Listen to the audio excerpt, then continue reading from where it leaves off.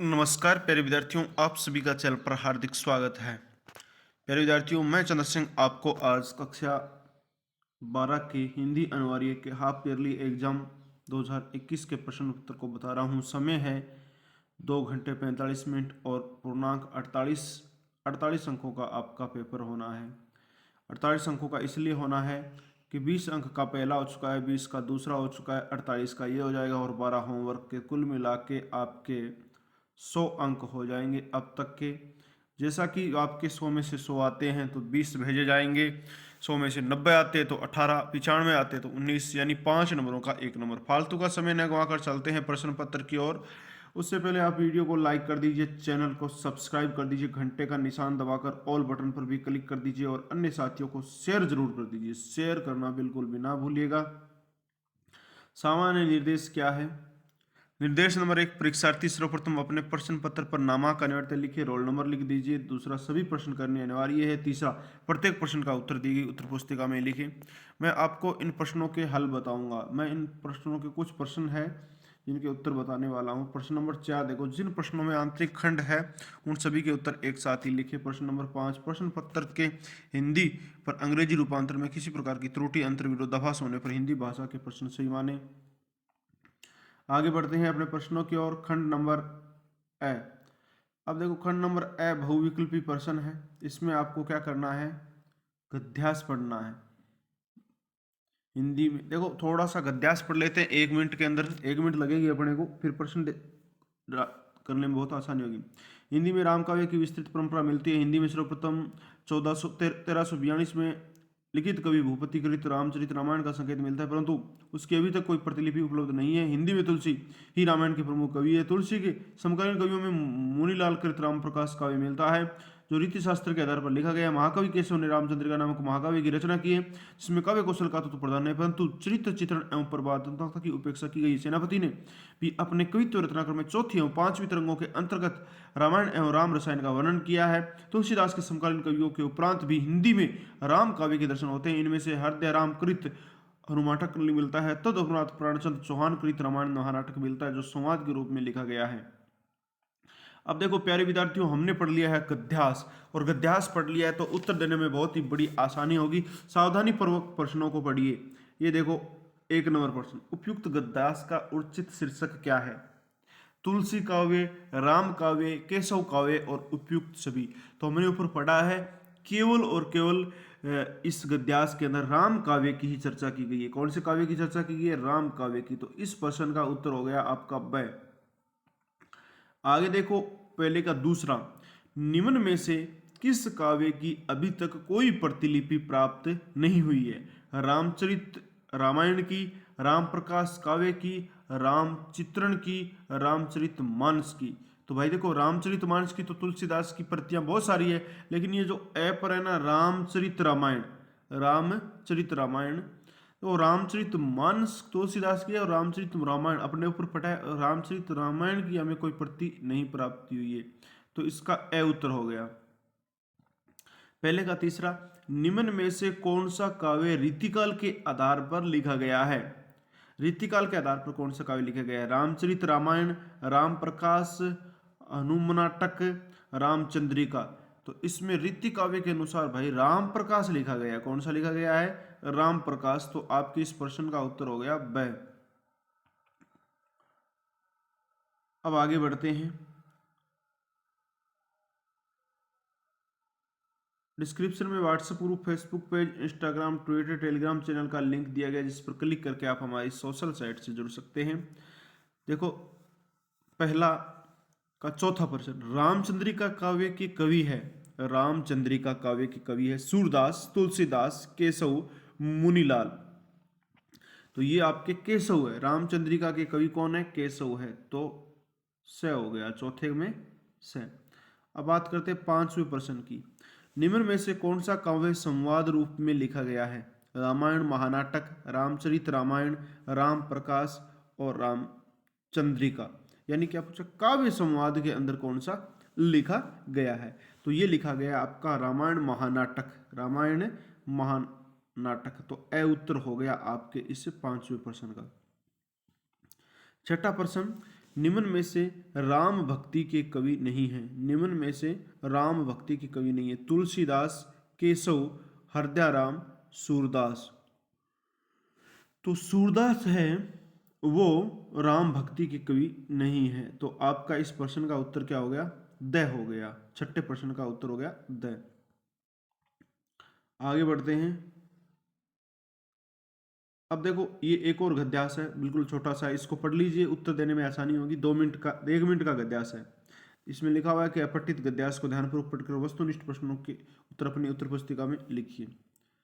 ये अंतिम जप ध्यान से देखते चरण युगल राम ने बढ़ाया कर लेने को नील कमल कुछ लगाना हाथ हुआ सहसा स्तर मन चंचल ध्यान की भूमि से उतरे खोले पलक विमल देखा वहां रिक स्थान ये जप का पूर्ण समय आसन छोड़ा न असिधि भर गए नैन दवे धिक जीवन को जो पाता ही आया विरोध धिक साधन जिसके लिए सदा की किया सौद जान की हाय उदार प्रिया को हो न सका वह एक और मन रहा राम का जो न थका जो नहीं जानता देने नहीं जानता विनय कर गया भेद वह माया वर्ण प्राप्त कर जे बुद्धि के दुर्ग पहुंचा विद्युत गति हत चेतन राम में जगी समृद्धि हुए सजग पा बाहु परमण यह है उपाय कह उठे राम जो मंद्रित घन कहती थी माता मुझको सदा राजीव नयन दो नील कमल है शेष अभी ये पुण्य चरण पूरा करता हूं देकर मात एक नयन। बहुत ही शानदार पद्य है प्यारे विद्यार्थियों, और पढ़ने में आसानी और आसान से प्रश्न है इसके। प्रश्न नंबर देखो 7। 6 तो ऊपर वाले गद्यास के थे और अब इस नीचे वाले गद्यास का 7वां प्रश्न देखो। राम की माता उन्हें क्या कहती थी? राम की माता उन्हें क्या कहती थी? तो अभी ऊपर देखा ना, राम की माता, नीचे नीचे पैरे में लिखा हुआ था ना, रघुनंदन राम कमल नयन या राजीव नयन? राजीव नयन कहती थी। देखो राजीव नयन कहती थी, नीचे नीचे लिखा हुआ है गद्यास में, तो उससे उत्तर हो गया। राम की माता राम को राजीव नयन कहती थी। 8वां प्रश्न, राम की शक्ति पूजा में कमल पुष्प कौन चुरा लेता है? राम की शक्ति पूजा में कमल के जो पुष्प है वो कौन चुरा लेता है? रावण, जामुन, महाशक्ति या हनुमान? तो प्यारे विद्यार्थियों, खुद महाशक्ति चुरा लेती है, यानी शक्ति की तो वो पूजा कर रहे हैं राम, और शक्ति ही पुष्प चुरा लेती हैं। 9वां देखो, राम ने किसको पराजित करने के लिए शक्ति की उपासना की थी?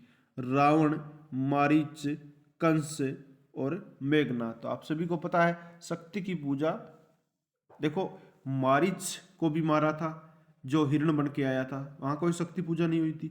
मेघनाथ को तो लक्ष्मण ने मारा था।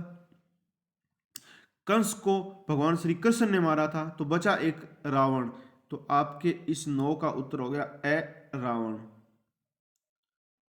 आगे बढ़ते हैं। प्रश्न नंबर 10, दो नील कमल है शेष अभी राम ने किन नील कमलों की बात कर रहे हैं? 2 नील कमल है अभी शेष। तो प्यारे विद्यार्थियों, नेत्र कर पुष्प उपयुक्त सभी तो आपको पता है, वहां पर आंखों की ही बातें हो रही है, तो नेत्र यानी आपके इस प्रश्न का उत्तर हो गया ए। क्या हो गया? ए। आगे बढ़ते हैं अगले प्रश्न की ओर। प्रश्न नंबर 11, नील कमल शब्द में अलंकार है। नील कमल शब्द में अलंकार है। तो देखो प्यारे विद्यार्थियों, यहां पर जो आंखें हैं उनको नीलकमल नाम दिया गया है और किसी अन्य शब्द का प्रयोग नहीं किया। अन्य शब्द का प्रयोग होता तो रूपक अलंकार होता। तो यहाँ पर आपके सामने 4 ऑप्शन है, उपमा, रूपक, उत्प्रेक्षा, यमक। तो आपको पता ही है कि यहाँ पर ये उपमा अलंकार का प्रयोग हुआ है। किसका प्रयोग हुआ है? उपमा अलंकार का प्रयोग हुआ है। 12 नंबर देखो, नयन शब्द के पर्यायवाची शब्द। नेत्र, आंख, चक्षु, ए में भी तो है। चक्षु, कर, नेत्र, अब ये कर नहीं है, कर हाथ होता है। दृग, लोचन, चरण, चरण नहीं है। लोचन, नेत्र, चरण, इसमें चरण नहीं। तो कुल मिला के आपका ए ही बचता है। फिर ए में जो तीनों भाग है वो आंख के ही है, ठीक है ना। देखो बै में कर हाथ का हो गया, स में चरण पैर का हो गया और द में चरण पैर का हो गया, लेकिन नेत्र, आंख, चक्षु है ये आपके सिर्फ आंख के हैं। इसमें नीचे देखो दृग, लोचन भी आंख के हैं इधर। हाँ, तो बस ये आपका ए हो गया। अब आगे बढ़ते हैं। निम्नलिखित रिक्त स्थानों की पूर्ति कीजिए। निम्नलिखित रिक्त स्थानों की पूर्ति कीजिए।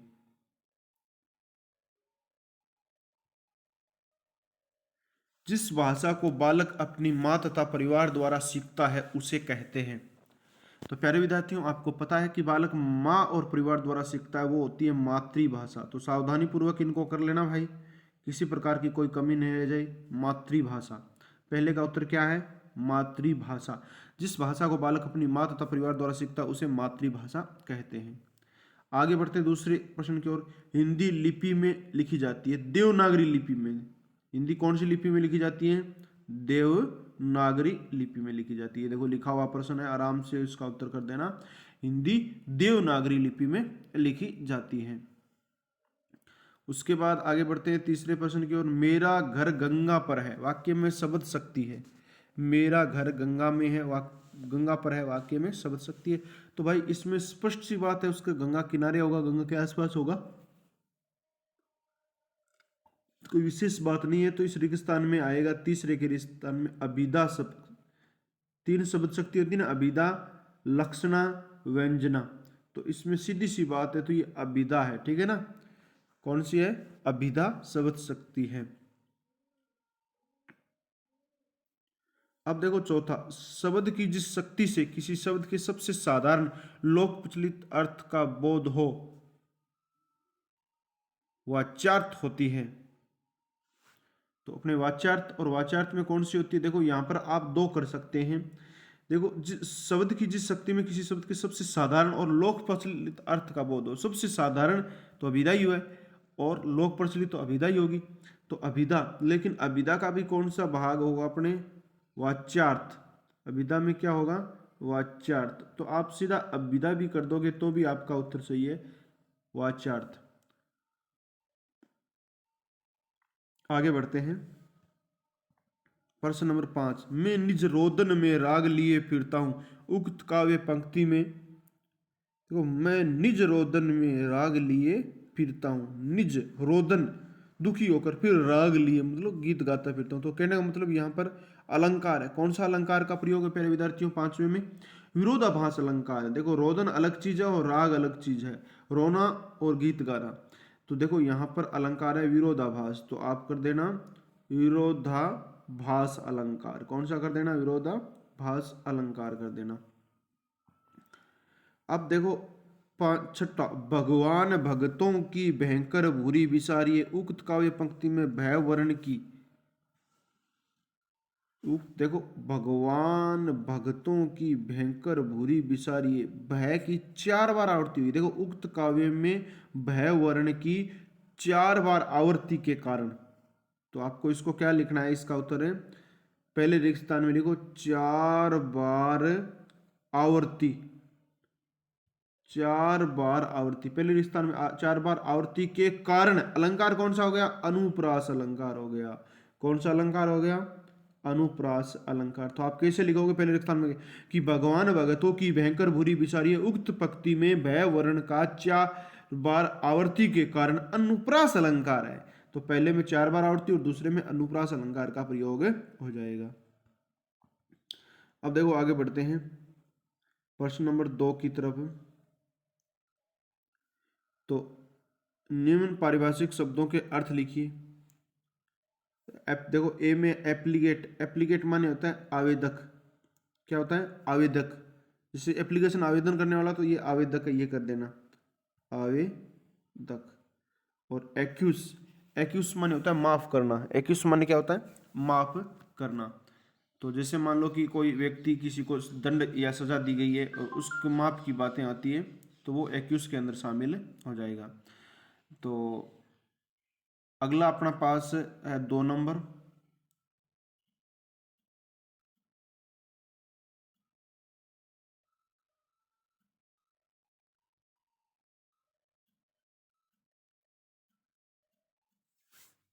संक्षेप में शब्द के लिए परिभाषिक शब्द लिखो। तो देखो एक्यूज माने दोष या दोषी कह सकते हैं अपने, ठीक है ना, दोषी कह सकते हैं। अब आपके पास ये हो गया आवेदक और ये हो गया दोषी। दोषी लिख दो, एक्यूज दोषी, ठीक है, ये कर देना। उसके बाद आपके पास दूसरा प्रश्न, संक्षेप शब्द का परिभाषिक शब्द अंग्रेजी का लिखना है भाई, ठीक है। तो याद रखना संक्षेप का थोड़ा सा कठिन सा है, और मैं आपको लिख के बताता हूं।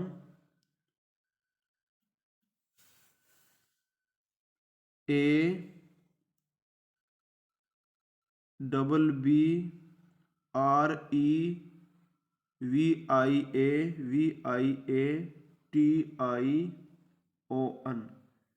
ABBREVIATION एब्रीवेशन माने होता है संक्षिप्त। क्या होता है? संक्षिप्त होता है। ठीक है।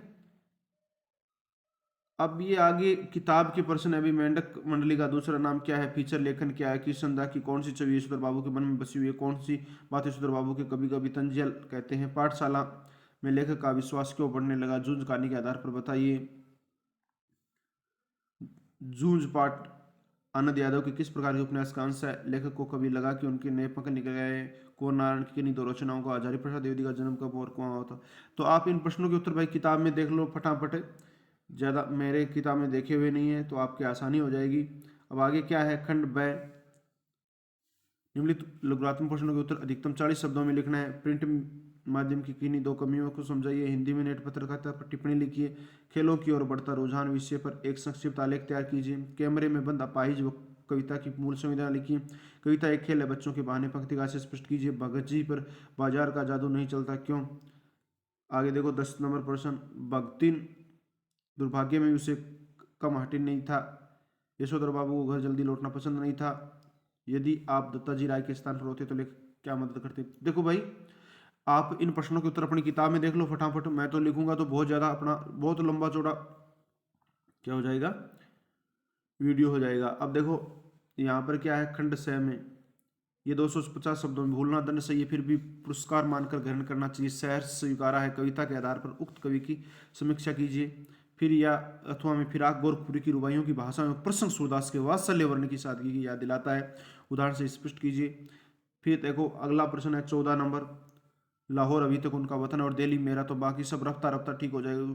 इस कथन के द्वारा लेखक क्या स्पष्ट करना चाहता है? तर्क से समझाइए।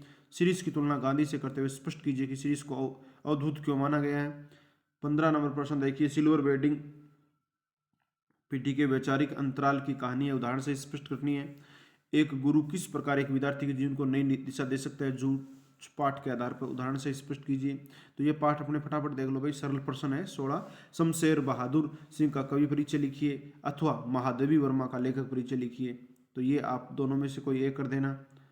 अब देखो नई बात एक और आई है यहाँ पर पहले की तुलना में। खंड 10 में निम्नलिखित पद्यास की सप्रसंग व्याख्या करनी है। मैं निज रोदन में राग लिए फिरता हूँ, शीतलवाणी में आग लिए फिरता हूँ, जिस पर भूपों के प्रसाद नीचा और वह खंडहर भाग लिए फिरता हूँ। तो इस जो पद्य हैं, इस पद्य की आपको सप्रसंग व्याख्या करनी है। यानी आपको कवि और कविता दोनों का नाम लिखना है। अथवा में ये जो कवि है, कविता है, जन्म से ही वह अपने साथ लिए कपास। तो प्यारे विद्यार्थियों इसको आप कर लेना, ठीक है। और इसके बाद ये गद्यास दिया हुआ है, इस गद्यास की सप्रसंग व्याख्या आपको करनी है। गद्यास पढ़िए, लेखक का नाम, पाठ का नाम, या फिर अथवा में ये गद्यास दिया गया है, इसका सप्रसंग व्याख्या कर सकते हैं। 19 नंबर प्रश्न देखिए क्या कहा गया है। मैं अपने विद्यालय के लिए आवश्यक परीक्षा सामग्री है तो निविदा तैयार। आपको एक निविदा तैयार करनी है। विद्यालय में सामग्री की आवश्यकता है, जैसे खेल कूद की है या अन्य कोई सामग्री है। अथवा में सचिव माध्यमिक शिक्षा बोर्ड राजस्थान अजमेर में रीट भर्ती परीक्षा की तिथि परिवर्तन की विज्ञप्ति तैयार कीजिए। यानी माध्यमिक शिक्षा बोर्ड है वो रीट परिवर्तन की तिथि पर विज्ञप्ति तैयार कर रहा है, तो वो आपको लिखनी है। और 20 नंबर प्रश्न क्या है। निम्नलिखित विषयों में से किसी एक विषय पर सारगर्भित निबंध लिखना है। वैश्विक महामारी के दौर में ऑनलाइन शिक्षण, जैसे कोरोना महामारी। दूसरा, राजस्थान की सतरंगी संस्कृति, महिला सशक्तिकरण, पेट्रोल और डीजल की बढ़ती कीमतें। तो इन 4 निबंधों में से किसी एक निबंध पर आप लिख दीजिए। तो प्यारे विद्यार्थियों आपका ये वीडियो यहाँ पर कंप्लीट हुआ। आपने इसको अंत तक देखा, इसके लिए बहुत बहुत धन्यवाद। अन्य विषयों के वीडियो है शाम तक अपलोड कर दिए जाएंगे। ये एक मॉडल प्रश्न पत्र है। आप इस मॉडल प्रश्न पत्र की सहायता से अपनी परीक्षा में अच्छे अंक प्राप्त कर सकते हैं। यदि वीडियो पसंद आया तो लाइक कर दीजिए। अभी तक आपने चैनल सब्सक्राइब नहीं किया तो चैनल को भी सब्सक्राइब कर दीजिए और बेल आइकन क्लिक करके ऑल बटन पर भी कर दीजिए। अन्य साथियों को शेयर करना बिल्कुल भी न भूलिएगा। प्यारे विद्यार्थियों अगले किसी वीडियो में मिलेंगे, तब तक के लिए जय हिंद, जय भारत, वंदे मातरम।